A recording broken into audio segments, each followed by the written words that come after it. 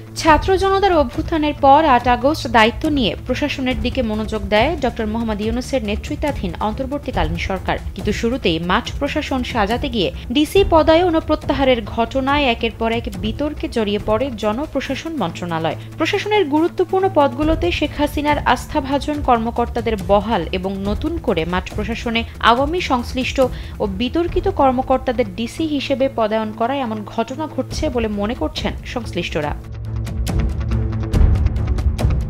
তবে প্রশাসনের এমন দুরবস্থার জন্য কখনো প্রধান উপদেষ্টার কার্যালয়ে নিয়োজিত একজন উপদেষ্টা এবং গোয়েন্দা সংস্থার ওপর দায় বর্তানোর চেষ্টা করছেন এসএসবি বোর্ডের সদস্যরা।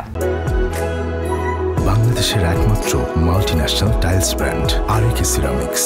আর মাঠ প্রশাসন নিয়ে এমন বিতর্কের জন্য এসএসবি ও জনপ্রশাসন মন্ত্রণালয়ের শক্তিশালী ও গুরুত্বপূর্ণ অনুবিভাগ এপিডিকে দায়ী করছে বিশেষজ্ঞরা। তাদের মতে এসএসবি তাদের ওপর অর্পিত দায়িত্ব যথাযথভাবে পালন করলে মাঠ প্রশাসন নিয়ে এমন বিতর্ক ও অস্থিরতা এড়ানো যেত। অন্তর্বর্তী সরকারকে বিপাকে ফেলতে প্রশাসনে কিছু হচ্ছে কিনা সেটিও খতিয়ে দেখার পরামর্শ তাদের। মন্ত্রিপরিষদ বিভাগ ও জনপ্রশাসন মন্ত্রণালয়ের একাধিক সূত্র জানায়, ডিসি হিসেবে পদায়নের জন্য দায়িত্ব পালন করে এসএসবি।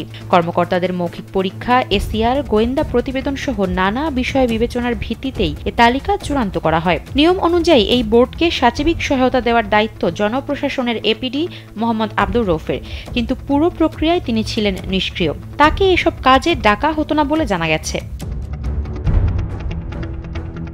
অন্যদিকে বোর্ডের সদস্য না হয়েও প্রোটোকল ভেঙে প্রতিটি এসএসবি সভা ও ফিট লিস্টের ভাইভায় যুগ্ম সচিব আলী আজম উপস্থিত ছিলেন। এমনকি দুর্ঘটনায় অসুস্থ হয়ে হুইলচেয়ারে চড়ে এসব সভা ও পরীক্ষায় উপস্থিত ছিলেন প্রভাবশালী এই কর্মকর্তা। ডিসি নিয়োগের সার্বক্ষণিক প্রতাপ খাটানো এই কর্মকর্তা যে কোনো কাজে প্রধান উপদেষ্টার কার্যালয়ের দোহাই দিতেন।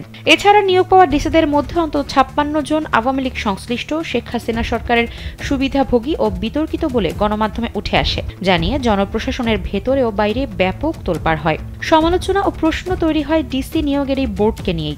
অন্যদিকে ডিসি নিয়োগে এসএসবির সুপারিশেই প্রাধান্য দেওয়া হয়েছে বলে নানা সময় নানা মাধ্যমে জানিয়েছে প্রধান উপদেষ্টার কার্যালয়।